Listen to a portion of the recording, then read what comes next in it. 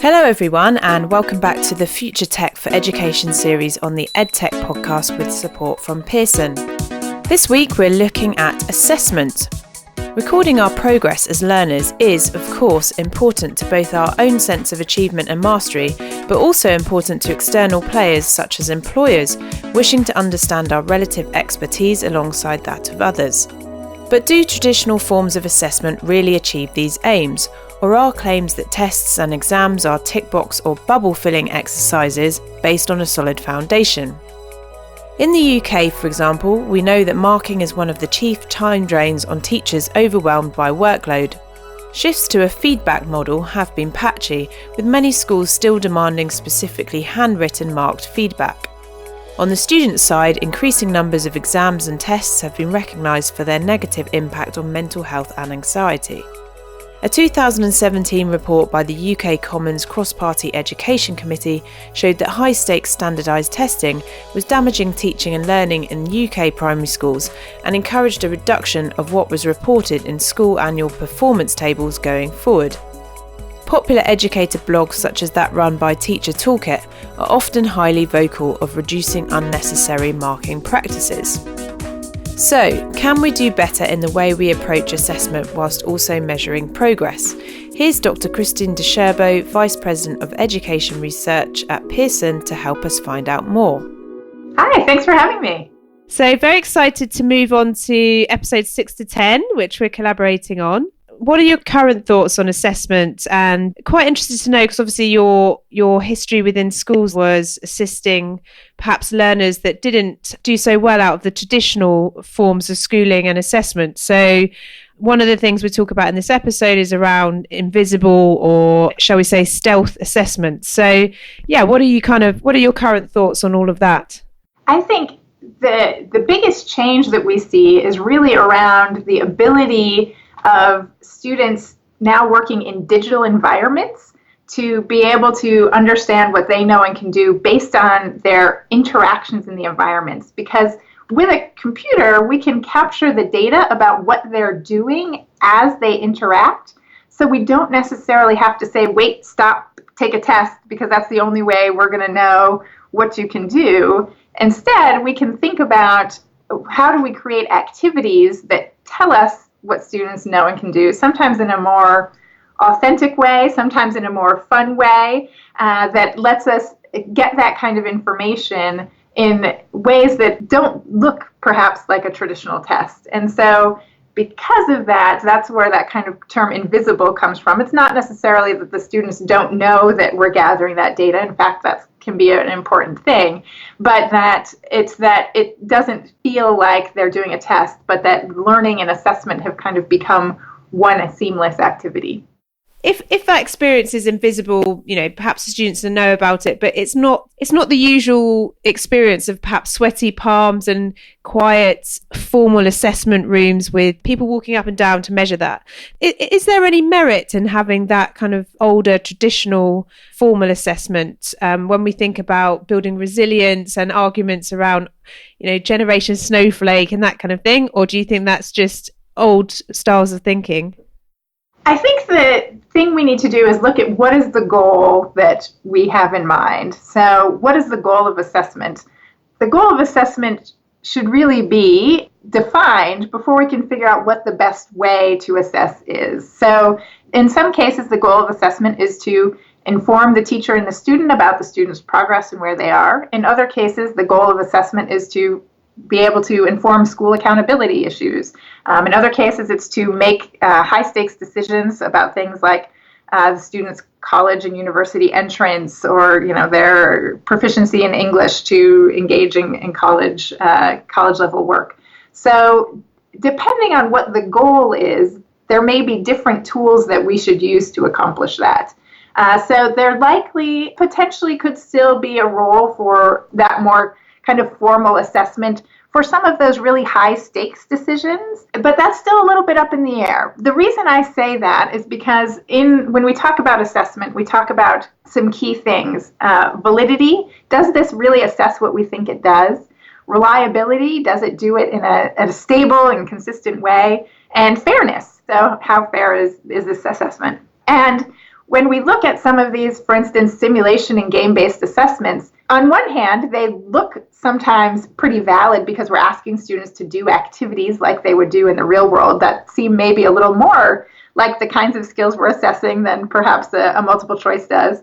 But on the other hand, there's also a lot of other noise, for lack of a better word, when someone's playing a game. They're not always just focused on that one particular skill we're assessing, but they might also be focused on killing the zombies or whatever that may be. So we need to be careful before we just jump on the bandwagon to make sure we've got the solid research that we're really getting at the skills that we want to assess with these new forms of assessment before we, do a wholesale shift from one to the other. How many schools are still using traditional forms of assessment, and how many are, moving towards perhaps a hybrid model of a bit of both, and how many are, really going in for games-based learning assessment and other ways of doing it?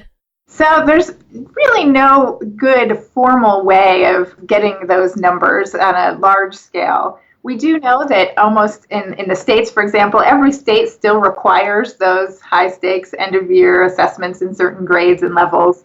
So that is absolutely still what's going on. That said, we think there's some good survey data out about how many teachers are using games generally in their classrooms. So we know that at some place and we look at the primary grades, someplace generally around 60% of teachers will report that they use games in their classrooms at least once a month. But those generally often aren't tied to game-based assessments. But it's starting to move in that direction. And outside of games-based learning and simulations, are there any other forms of neuroassessment models or techniques that you're researching into? Other things that come across are other kinds of just what we call authentic assessments. So, what are the other kinds of tasks we can have people do when we think of the post-secondary space? Just asking people, say, in an accounting course to be doing the tasks of an accountant and what they're doing. So that's on kind of the basic level. On the far out horizon, there are people not where in my team, but kind of, also in the research world, looking at things like, can we look at biofeedback? Can we understand, more about how students are, what they think and feel by all of their biological changes, and looking at EEGs and galvanic skin responses and those kinds of things. And that's still pretty far in the future, I think, but it's an interesting thing to think about. Yeah, it's really fascinating stuff. So bringing us back to the current and the present, I've just been editing the episode with the Director of Information Services from the University of York. And one of her comments was, how crazy it is that computer science students are still required in an exam and an assessment to use sort of handwritten responses. I wondered what you're seeing in terms of whether there's any move away from handwritten responses in assessment. And also, we looked in one of the previous episodes at the role of voice technology, and that seems to be gaining pace. So whether that will have an impact in the space of assessment as well. Yeah, so I think there is movement both in moving from handwriting to just computer text entry. There's also movement just away from having everything be a written response to being able to track activity. The big advantage for moving from handwriting to a typewritten response is that there is the technology to do computer scoring of written responses has made huge advances, and we can be just as good as human scorers at scoring essays, and it's much easier to do that if they are written typed in, as opposed to having to figure out the handwriting. And the advantage of computer scoring is also they don't, for instance, have things like fatigue that certainly anyone who's graded a stack of essays has felt. On the other hand, we know that people are very skeptical of having essays be computer scored. So I think the issue there is not the technology as much as the acceptance of the technology in doing that kind of scoring. So that's one piece of it. And then the biggest places I've seen voice being used in assessment is actually in assessment of language. So there's some products actually out in the market that use spoken words to assess English language proficiency. So students speak into their iPads and are scored on, their speaking ability and all of those kind of expressive language components that we might want to get at as someone's learning a new language. I think that's also moving along, and is, like I said, actually in some existing products at this point. So I think there's a lot we can do if we start thinking beyond kind of our traditional models of assessment. And yeah, just finally then. So, I mean, we've spoken about some of the pushbacks you had. So, for example, perhaps it's more cultural resistance to some of the newer forms of assessment. What are some of those pushbacks? And are they things like plagiarism, if you're talking about typing answers and that kind of thing? And also, what are the pros and cons? So who benefit from traditional forms of assessment versus who might benefit from some of these newer forms of assessment as well? The resistance that we see to new forms of assessment really depends on who you're talking to. So in some cases, for instance, this past year I presented at the Association of Test Publishers, which is the group that really makes a lot of the tests that you're familiar with in terms of the high stakes testing that we do. And they also, a lot of the people there are doing what is called in the field psychometric research. So that is research around the reliability and validity and fairness of assessments. And so they're very concerned about, do we have that kind of evidence for these new forms of assessment?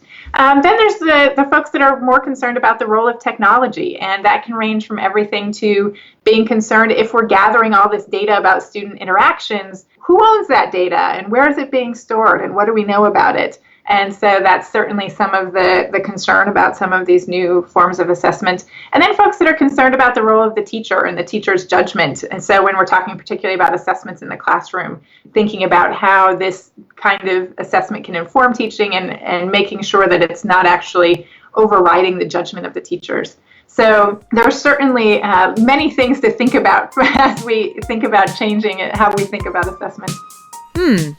Imagine a world where tests were fun. Why do we punish ourselves in situations of extreme hand-wringing?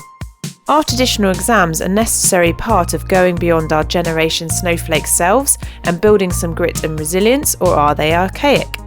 Why are employers ditching annual appraisals in favour of continual review? And why are leading entrepreneurs pushing a design thinking approach of confident experimentation and iteration that doesn't sit comfortably with the succeed or fail dichotomy of exams? Let's dig a bit further with Dr. Valerie Shute, Mack and Effie Campbell Tyner Endowed Professor of Education in the Educational Psychology and Learning Systems Department at Florida State University. So welcome, Valerie. Hi, Sophie. So first question, how is invisible or stealth assessment playing out in games-based learning?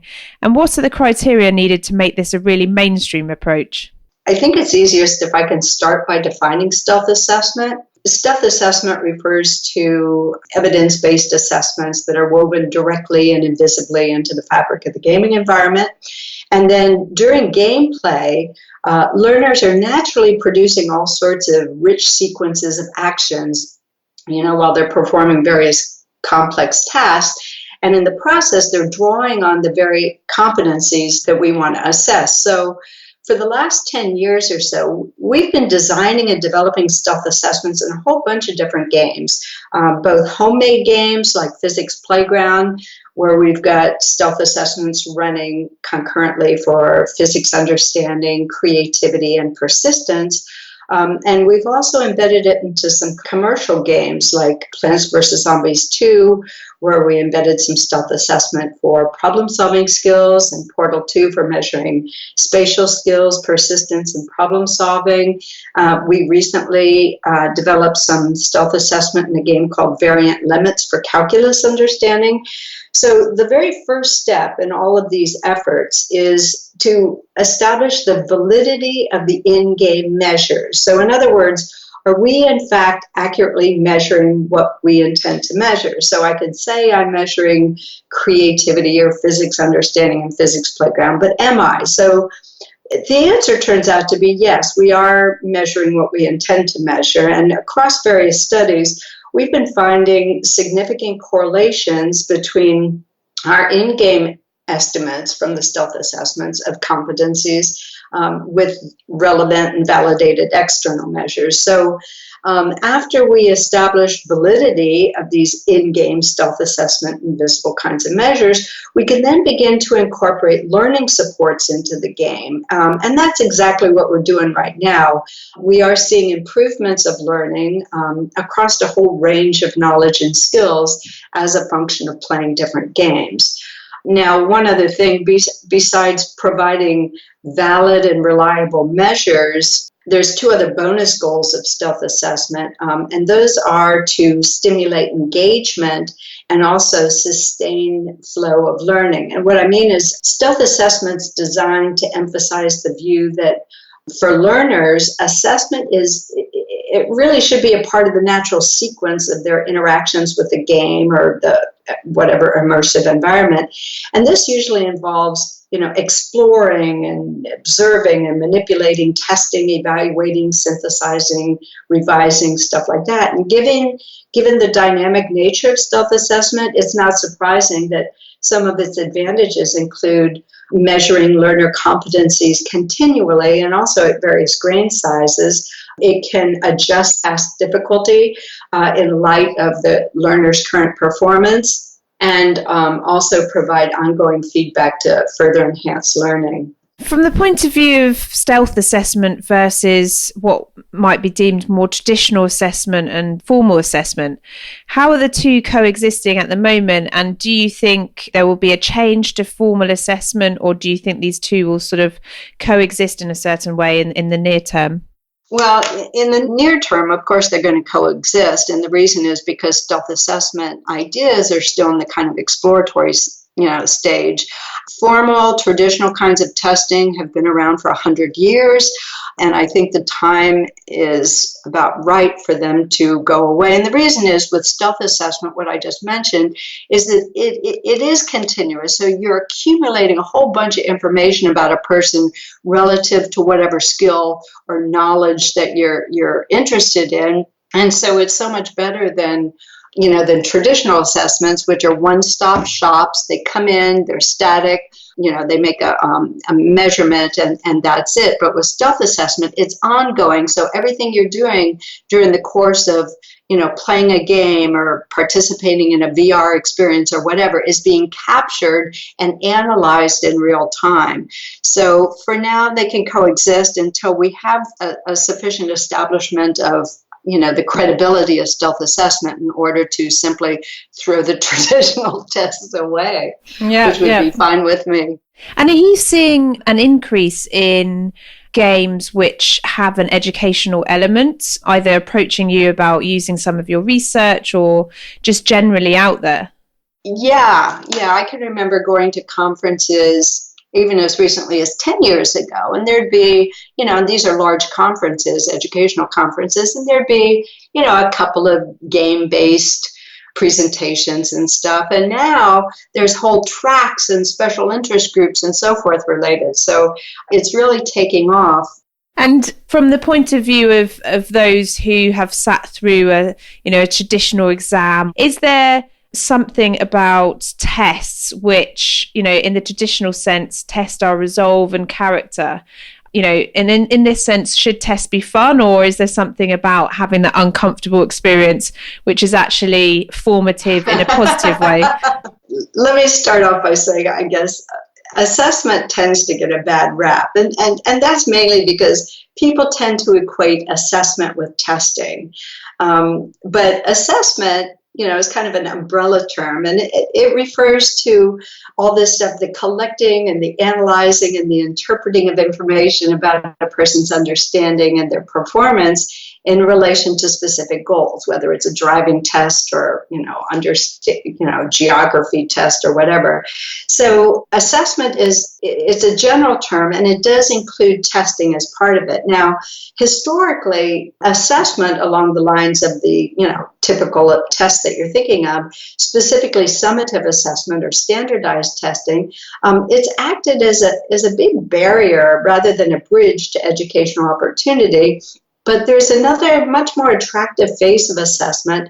The main goal is to improve learning of knowledge and skills and dispositions. And it's this face of educational assessment that I'm particularly attracted to, that I find exciting and interesting. And it's absolutely critical, in order to support the kinds of learning outcomes and the processes and stuff that's necessary, for us to succeed in the 21st century. So in this case, I'm talking about formative assessment, which can be thought of as assessment for learning, and you've heard the contrast to summative assessment, which is assessment of learning, the kind of one-shot thing that I mentioned earlier. So first and foremost, assessments should be reliable, they have to be valid, and hopefully they're efficient too. I can give you a 40-hour assessment that yields, valuable information, but that's, if you had a test that could measure something in an hour, my long one wouldn't be very efficient. So I'd argue that they also, in addition to being reliable, valid, and efficient, assessments all should support learning. So I like it. So if they happen to be fun as a side effect, then that's not a bad thing. That's not a bad thing, because if somebody is engaged in something, imagine somebody who couldn't give a crap, while they're taking a test. They're simply not engaged. The data that you get from that person and the inferences that you're building on that are not as good as if somebody was actually functionally engaged in the assessment process. And that's why performance-based kinds of assessments are, so much more robust. Well, Dr. Valerie Shute, thank you so much. Interestingly, the idea of continual review rather than one-stop shop high-stakes assessment does seem to be picking up pace both in educational and industry circles. Professor Rose Luckin of UCL Knowledge Lab is developing a cognitive assistant called Colin in the hope that continual data collection on pupils' performance in the classroom will eradicate the need for frequent tests and assessments, relieving the pressure on both teachers and students. So welcome, Rose. Thank you, Sophie. Lovely to be with you. So can you tell us, what is Colin?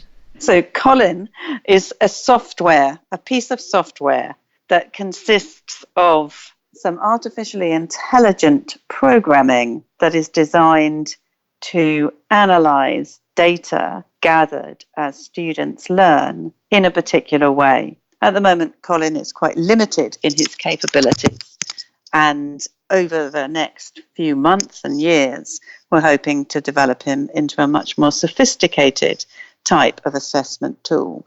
But basically, Colin is an instantiation of what I believe to be the real power of AI when it comes to assessment, in that it's about combining the big data that we can now collect through educational interactions with well-designed artificial intelligence, so that we are able to understand more about how our students are learning. And when will Colin be ready? So he's currently in sort of multiple parts, as it were. So when will he be put together? The honest answer to that is it depends on funding. So Colin, as he stands, he's a set of different pieces of software that need to be integrated effectively. And at the current time, we have some funding to do a little bit more work on Colin, but in order to integrate him into a fully fledged Colin, then we need to attract further funding to continue with that work. Then, yes, we could have Colin put together within the next couple of years.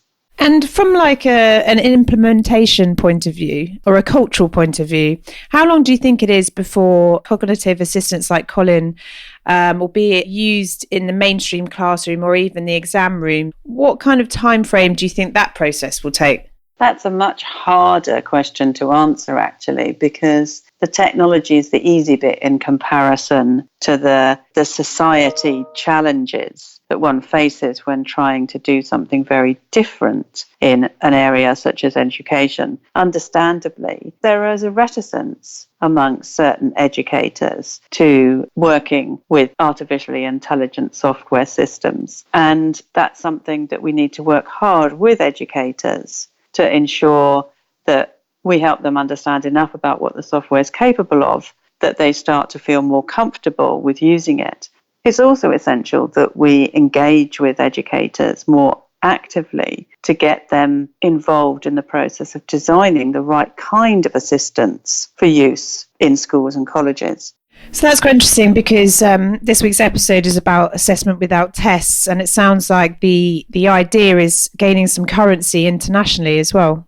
Definitely. There's still a way to go in terms of not just developing the technologies that could allow us to complete really valuable continual assessment of learning without the need to stop and test, and making that continual assessment something that's acceptable to educators, to parents and to students.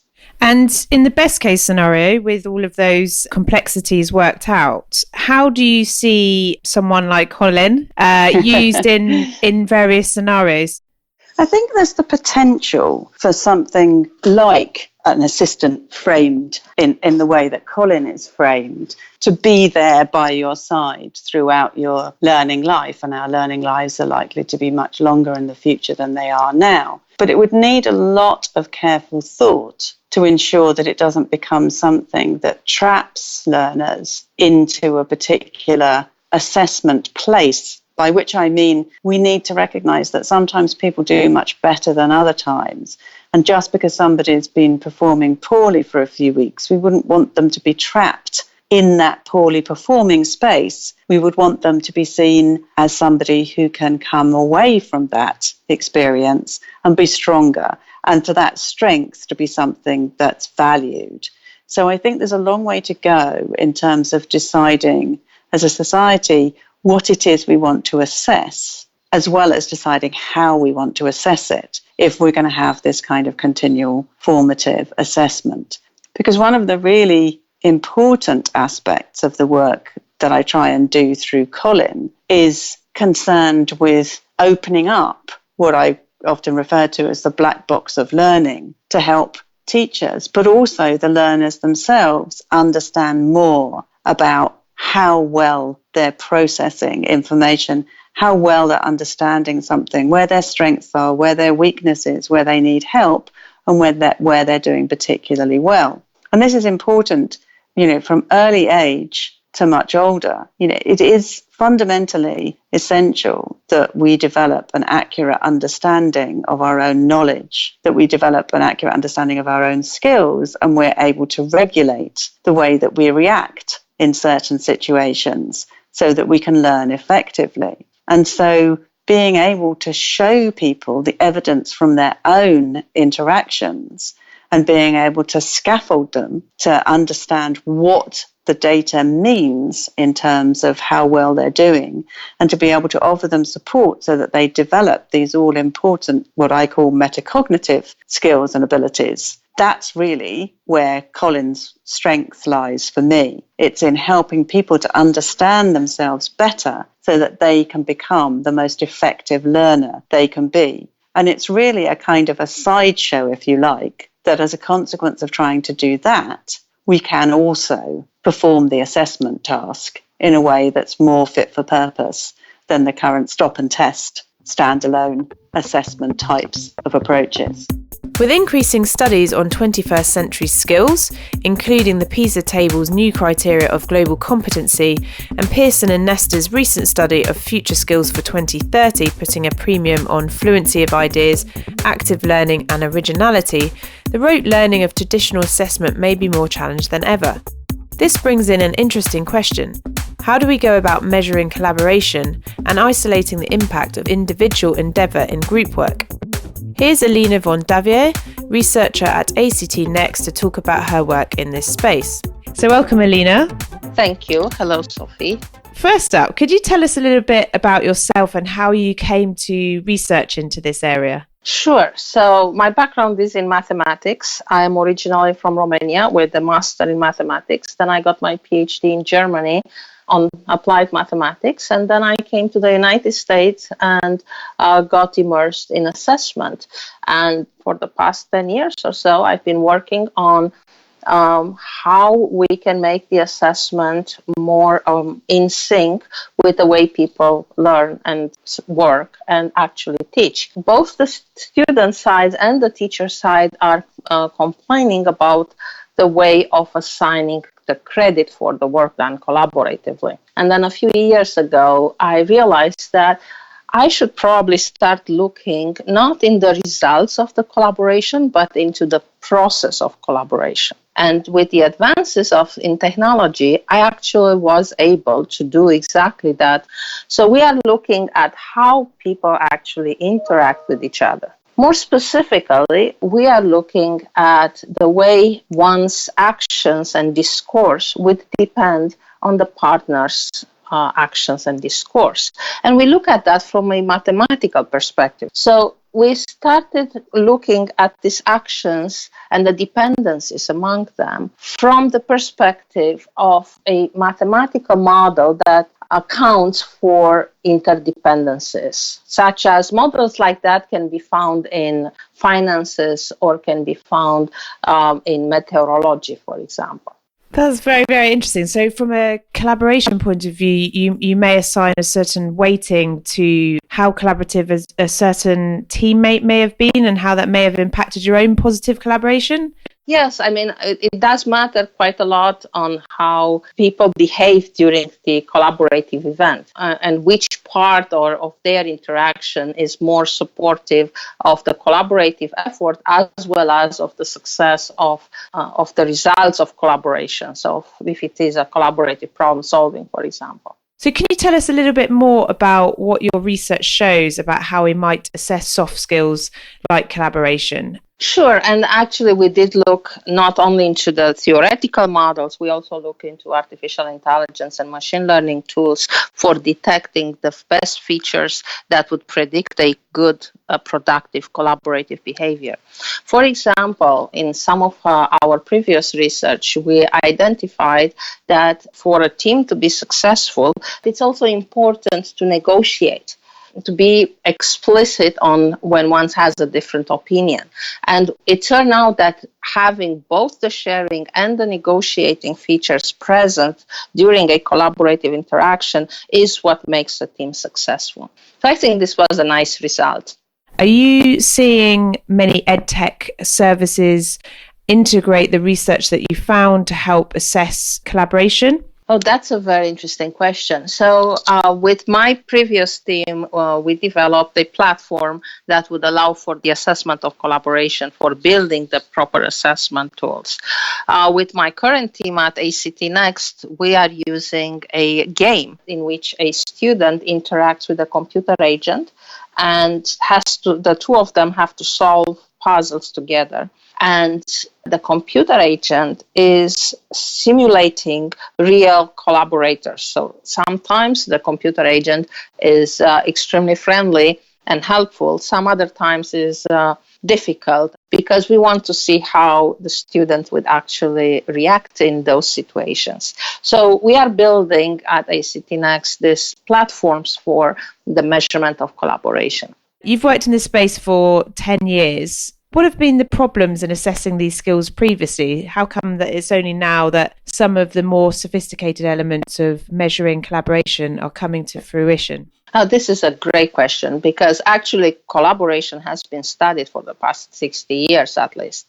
So the main differences are that the technology allows us for capturing the processes of collaboration. What people actually do during the collaboration. And the technology allows to do that at scale. And do you think there's a sort of standard approach to assessing collaboration which is emerging or which you expect to see become dominant in either, research or in applications within EdTech focused on assessment?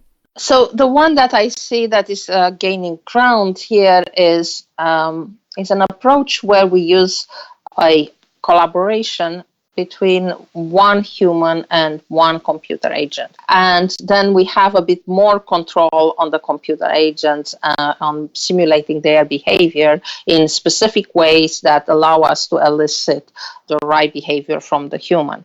However, I want to continue to explore the human-to-human collaboration. The only problem with that part at this point is not so much the measurement, but it's more the scalability and the standardization. So for the learning perspective, having a human-to-human collaboration is much better and much more relevant for the assessment perspective, having a human interacted with a bit more standardized computer agent is perhaps easier to go. So I would say in a short term, we'll probably go to use computer agents. In a longer term, definitely we want to include more humans. We've talked about all the variances in assessment, looking at collaboration. What are we doing with all this newfound research? So what are you finding are the sort of applications of the research that you're developing, that you're seeing? Yeah, so in my current team at ACTNext, we are developing an educational companion. This companion is supposed to help someone from pretty much and stay with someone from cradle to grave, and help the person not only succeed in the academic environment, but also to build her own personality and her own strengths. So one of the assessments that ACT as a company has nowadays is one called Tessera, which is for social emotional learning skills. And we included that in our companion, and we will also include our assessments of collaboration in this companion. So all of these are part of the holistic framework that ACT developed, and all of these are meant to provide a 360 mirror of each person and help the person improve as the person matures and proceeds through her personal educational journey. So in this context, to get back to your question, what are we planning to do with these results is to help people become better at interacting with others and interacting with machines. And just a final question, how do you account for those that, have definitely a place in the team, but, work in a different way, perhaps are more introverted? How do we make sure that we don't unfairly dismiss their own skill set as well? Yeah, this is a very good question. And actually, that is one of the power of observing and analyzing the process data, the data from the process of collaboration. With an oft-quoted mismatch between teaching and learning in schools and universities and practicable application in the, quote, real world, it is interesting to see how technologies, including blockchain, are moving to fill the gap with a network version of assessment and credentialing, which we may see move into the K-12 space, something I'd like to explore in a future episode. But that's the end of this week's episode. Thank you to all the guests who joined. Next week, we think about what personalised learning really means and the implications of assessment innovation and student big data collection. Want to leave feedback? Tweet us at Podcast Edtech and at Kristen DiCerbo, or check out the Pearson podcast page at tinyurl.com/Pearson Future Tech, where you can also find more content, reports and insight. I'll drop that link, show notes and more at the edtechpodcast.com.